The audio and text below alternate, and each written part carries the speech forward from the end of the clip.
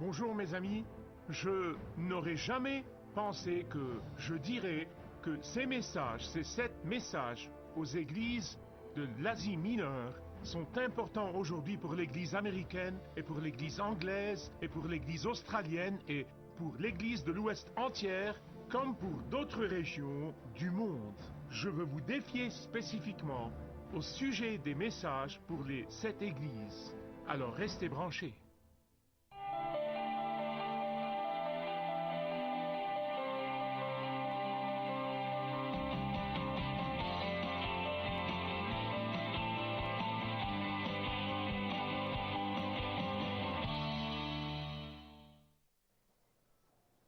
Certaines personnes croient vraiment, et ce sont de grands théologiens, des gens que vous et moi aimons et respectons, et ils ont dit que l'histoire de l'Église est divisée en 7 sections. Et d'après la façon dont elle est divisée maintenant, selon eux, nous sommes dans le temps de la septième Église, qui est l'Église de Laodicée, qui était tiède et Jésus était sur le point de la cracher hors de sa bouche. Maintenant, la vérité est que la parole de Dieu est assez riche et remplie de nombreuses couches de signification. Et donc, je crois que ces 7 lettres pourraient être appelées le double foyer. Un double foyer va vous montrer l'image à distance, mais aussi de près. Et ces 7 églises sont représentatives de toutes les églises de Jésus-Christ à travers les âges et à travers l'histoire. Beaucoup d'entre nous ont probablement été dans des églises comme l'une de celles qui sont décrites ici. Or, ces 7 églises, ou ces 7 messages aux 7 églises, ont été écrits au 1er siècle, mais ils ont également été écrits pour le 21e siècle. Le 4e message, le numéro 4 aux croyants de Thyatire, chapitre 2, versets 18 à 29. Celle-ci est la plus longue lettre de toutes les 7. Et probablement la plus troublante de toutes. Comme toujours, Jésus utilise quelque chose de positif, quelque chose de bon à dire sur chaque église, et il les loue pour quelques solides qualités qu'ils ont, l'amour, la foi, le service et la persévérance. Quelque chose d'autre que Jésus a dit. Leurs derniers travaux dépassent les premiers. Maintenant, la croissance dans l'amour et la croissance dans la foi et la croissance dans le service et l'endurance patiente sont merveilleuses. Quoi d'autre? C'est une église en pleine croissance, c'est une église évangélique contemporaine géante, c'est une église qui va avec son temps. À ce moment, vous vous attendez à ce que Jésus dise « Bon travail, continuez, c'est très bien, c'est merveilleux ». Mais malheureusement, il leur dit qu'il y a un cancer de compromis moral qui se développe en eux. Bien-aimés, ceci est une parole qui donne à réfléchir. Je remercie Dieu que nous soyons une grande église, je ne méprise pas ça, il y a beaucoup de méga-églises magnifiques, des églises qui croient en la Bible, qui aiment Jésus et servent Jésus dans le monde entier. Mais ces églises croissantes ont des compromis moraux qui les dévorent de l'intérieur. Qu'a dit Jésus? Il a dit, vous tolérez cette femme, Jézabel. Combien ont entendu parler de Jézabel? C'est une adoratrice de Baal. Mais le roi d'Israël, Achab, l'a épousée. Soyez très prudents avant de vous marier. Demandez au Seigneur si vous êtes sous un joug étranger, parce que ce qu'elle a fait n'est pas juste de l'émasculer. Elle est effectivement devenue le symbole de tout ce qui est mal. Elle est devenue le symbole de compromis moral de toutes sortes. Et pourquoi le Seigneur Jésus déteste-t-il l'esprit de Jézabel? Écoutez-moi. Parce que le compromis moral va inévitablement conduire à l'apostasie elle-même. Ça arrive. Certains d'entre vous qui êtes assis ici, vous me connaissez et je vous connais. Nous avons été dans des situations pareilles il y a 30 ans, il y a 40 ans, et nous avons vu cela se produire. Et ça n'a pas d'importance combien de temps il faut. Quand les péchés sexuels sont tolérés et tranquillement approuvés, c'est une question de temps avant que l'Église cesse d'être l'Église de Jésus-Christ. Certains d'entre nous étaient dans des églises comme ça. J'étais dans une église il y a plus de 30 ans où ils prêchaient la tolérance et la grâce et la compassion et le fait de ne pas juger, jusqu'à ce que, bien sûr, maintenant, ce n'est plus l'Église de Jésus-Christ. S'il vous plaît, je vous prie, écoutez-moi bien. L'une des armes les plus efficaces de Satan contre nous est notre chair, comme nous l'avons déjà vu avec Balaam. Satan fait appel à notre chair. Il nous tente de satisfaire la chair. La tentation est de mettre le feu à notre chair. Et alors Satan dit, mission accomplie. Voici comment l'esprit de Jézabel fonctionne. Écoutez attentivement, s'il vous plaît. Eh bien, personne ne croit vraiment qu'il y a toujours la pureté sexuelle de nos jours. Ce n'est plus ce que les gens croient. Personne ne garde vraiment ces valeurs anciennes. Les temps ont changé. Combien de fois avez-vous entendu cela? Même les lois ont changé. La fornication, l'adultère, l'homosexualité et tout l'ensemble de ces choses sont des portes ouvertes à l'apostasie. Tel est l'esprit de Jézabel et Jésus le déteste. Voici les mauvaises nouvelles. Je vous dis toujours les bonnes nouvelles. Voici les mauvaises nouvelles. Ces chrétiens de Thyatire, ils le savaient. Mais ils ont fermé leurs oreilles, ils ont fermé leurs yeux. Qui suis-je pour faire tanguer le bateau? C'était mauvais, mais ils avaient tellement peur que s'ils résistaient, les gens quitteraient l'Église. Et voilà pourquoi Jésus a dit, repentez-vous de votre fausse tolérance. Repentez-vous de votre attitude lâche. Repentez-vous de penser qu'une grande foule signifie le succès aux yeux de Dieu. Sinon, vous allez souffrir le sort de Jézabel. Mais si vous vous repentez et restez ferme, je vous donnerai l'étoile du matin. Apocalypse 22, 16 nous dit que Jésus est l'étoile du matin. Qu'est-ce que vous préférez avoir, Jésus ou l'approbation de la culture et de la société? Posez-vous cette question. Le 5e message est pour l'église de Sardes. Chapitre 3, versets 1 à 6. Je supplie Dieu régulièrement quand je prie, je le supplie, vous entendez bien, je prie Dieu pour que pas une seule personne ne soit comme ces gens de l'église de Sardes. Il n'y a rien de bon que Jésus pouvait trouver à dire sur l'église de Sardes. Il a dit, je connais tes œuvres, je sais que tu passes pour être vivant et tu es mort. L'une des plus grandes tragédies est lorsque la réputation d'une église dépasse sa réalité. Qu'est-ce que cela signifie pour l'église d'être en vie? Écoutez-moi attentivement, s'il vous plaît. Il ne suffit pas de simplement agiter une grande Bible noire et de dire, nous croyons en ceci, puis de la ranger. La première chose qu'une Église vivante doit faire est de vivre sous l'autorité de la parole de Dieu. D'être déterminé à obéir à la parole de Dieu. Cela ne signifie pas que nous sommes parfaits, mais nous vivons dans l'obéissance à la parole de Dieu. Et la deuxième chose est la priorité de la prière. La priorité de la prière. Et la troisième chose est que le Saint-Esprit doit être libre de travailler. Le Saint-Esprit est votre meilleur ami. Comment pouvez-vous avoir peur de votre meilleur ami? Vous voyez, quand le Saint-Esprit est libre de fonctionner, il va convaincre, il va convertir. Question. Une église morte peut-elle redevenir vivante? Oui, oui. Il leur donne 5 étapes pour aller de la mort à la vie.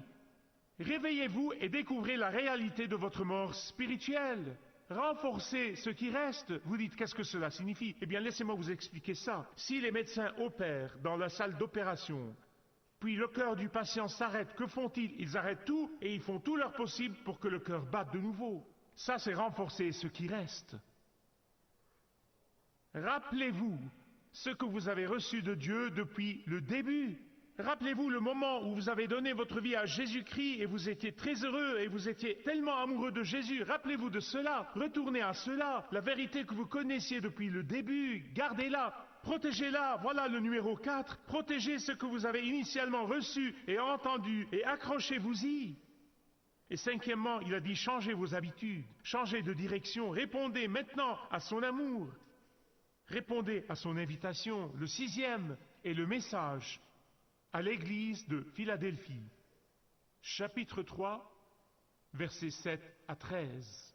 Dans le dernier message, vous vous souvenez que j'ai dit quelque chose de très important à propos de l'arche de Noé, où la Bible dit que Dieu a fermé la porte de l'arche, pas Noé et pas ses fils, et je vous ai dit pourquoi. Maintenant, ici, vous le voyez en noir et blanc, que Dieu est en charge de la porte, personne d'autre. C'est juste ici. Apocalypse 3, 7 à 13. Voici ce que dit le Saint. Celui qui ouvre et personne ne fermera. Et celui qui ferme et personne n'ouvrira. Il l'écrit ici. Pourquoi? C'est lui qui est en charge. En fait, ici, Jésus réfute ces faux enseignants qui disent qu'au dernier jour, au jour du jugement, Jésus se sentira désolé pour les gens qui l'ont rejeté et il les laissera entrer. Ils contredisent tout ce que Jésus dit ici. Au jour du jugement, il est celui qui fermera cette porte et personne ne sera en mesure de l'ouvrir. Mais maintenant, il tient la porte grande ouverte, personne ne peut la fermer. Et il dit, venez, venez, venez, venez, la porte est ouverte. Au verset 8, Jésus dit, je vous ai donné toutes les opportunités que vous avez eues pour le ministère. Chaque occasion pour le ministère, Jésus vous l'a donné. Il dit, je sais que vous êtes faibles d'après les normes du monde, mais je vous ai donné des opportunités pour le ministère. Et si vous utilisez ces possibilités, je vous bénirai jusqu'aux oreilles. C'est une traduction Youssef, mais vous comprenez ce que je dis. Est-ce que Dieu vous a béni avec le temps? Alors où le passez-vous? Où le passez-vous? Dieu vous a-t-il béni avec une influence? Comment l'utilisez-vous? Est-ce que Dieu vous a béni avec la richesse? Où l'investissez-vous? Sur vous-même ou sur le royaume de Dieu? Soyez fidèles à ce que vous avez. C'est le message de Jésus pour l'église de Philadelphie. Enfin, le septième message est la lettre à l'église de Laodicée. Comme je l'ai dit, si mes amis théologiens croient que ce sont des périodes de temps et que nous vivons dans le temps de l'église de Laodicée, cette chose me fait pleurer d'une manière incontrôlable. Et croyez-moi, parfois je le fais. Il n'y a pas un seul mot positif sur l'église de Laodicée. Condamnation, condamnation, condamnation. Pourquoi? Parce que s'il y a une chose que Jésus déteste, c'est la tiédeur. Il déteste la tiédeur. Et cela, bien-aimés, est une image d'une église évangélique américaine normale, moyenne et respectée. Et pourtant, elle n'est ni brûlante pour Christ, ni froide comme morte. Ce que Jésus dit à l'église de Laodicée, il dit, je mérite mieux que cette réponse insipide. Je mérite plus que cet engagement peu enthousiaste. J'ai souffert et je suis mort pour vous. Et tout ce que vous faites pour moi et que vous m'enlevez votre chapeau pendant 1 heure le dimanche matin, j'ai donné ma vie pour vous et tout ce que vous me rendez est un haussement d'épaule. Vous arrivez en retard et partez tôt et mettez quelques dollars dans la plaque, alors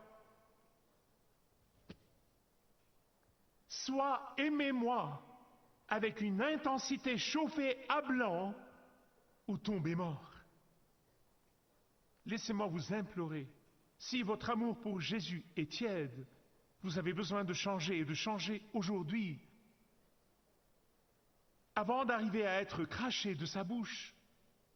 Voici ce que Jésus a dit, je te conseille d'acheter de moi de l'or éprouvé par le feu, afin que tu deviennes vraiment riche, et des vêtements blancs afin que tu sois vêtu et que la honte de ta nudité ne paraisse pas. N'est-ce pas incroyable comment le Seigneur Jésus prend quelque chose qui est unique à cette ville, dans cette ville? Vous voyez, Laodicée était économiquement prospère. C'était une ville très riche, tant et si bien qu'en 61 après Jésus-Christ, ils ont eu un terrible tremblement de terre, presque tout a été détruit. Mais ils ont tout reconstruit, si vite, sans fonds fédéraux. Ils n'ont pas reçu d'argent de Rome. Ils ont tout construit eux-mêmes, ils avaient tant d'argent, ils étaient si puissants, ils étaient si riches. Laodicée était renommée pour 2 produits qu'ils exportaient partout dans le monde. Le textile et une poudre phrygienne qui était utilisée comme un collier. Ironiquement, le Seigneur utilise ces 2 choses qu'ils exportaient dans le monde entier et dont ils se vantaient localement, comme la chose même dont ils ont besoin spirituellement de Jésus. Le vrai vêtement blanc est pour couvrir la nudité de leurs péchés, et ça ne peut venir que de Jésus. La collyre qui peut guérir leur cécité spirituelle ne peut venir que de Jésus. Ah, mais les Laodicéens savaient déjà cela. Ils le savaient déjà. Ils sont spirituellement nus en dépit de leur industrie textile. Et ils étaient spirituellement aveugles en dépit de la médecine qu'ils vendent partout dans le monde. Jésus seul est la source du salut, bien-aimés. Seul Jésus est la source de la justice. Seul Jésus est la source de la force spirituelle quand nous marchons avec lui. Et puis le verset 20 nous donne une belle invitation. Il dit, je me tiens à la porte et je frappe. Certains d'entre vous connaissent peut-être cette peinture célèbre. Elle a été peinte par Warner Solman, qui est en fait allé chez le Seigneur il y a quelques années. Et c'est un merveilleux tableau où il montre Jésus debout, frappant à la porte. Et il y a des épines et des ronces partout, comme un symbole de notre péché. Mais il y a autre chose que vous remarquerez dans cette peinture. Il n'y a pas de poignée de porte à l'extérieur. La seule poignée est à l'intérieur. Bien-aimés, si vous refusez de laisser Jésus entrer, vous devez en assumer les conséquences. Vous avez la poignée de porte, invitez-le à entrer. Et de notre côté, nous voulons vous montrer où est la poignée, de sorte que vous puissiez ouvrir la porte et inviter Jésus. Si quelqu'un ici veut renouveler son amour pour Christ, levez-vous pour que je puisse prier pour vous.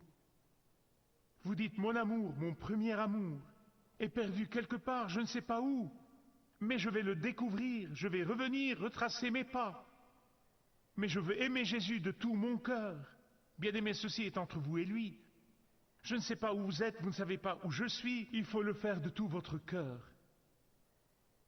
Si le Saint-Esprit est en train de vous dire, votre amour pour moi est devenu froid, ah oui, vous ne ratez pas vos études de la Bible, vous ne ratez pas l'Église, vous ne ratez pas les activités, mais votre amour, votre cœur, c'est un problème de cœur. C'est entre vous et le ciel. Le ciel est celui qui témoigne. Père, au nom de Jésus, je sais que c'est une prière que tu honores, parce que c'est ton désir, c'est ton invitation, c'est ton désir. Et Père, je prie pour moi et pour eux, que notre amour pour toi devienne chauffé à blanc, et pour que rien ne refroidisse notre ardeur pour toi, au nom de Jésus. Merci de regarder ce programme. Marcher avec le guide est un programme et un ministère de Kingdom 7 que je vous présente chaque jour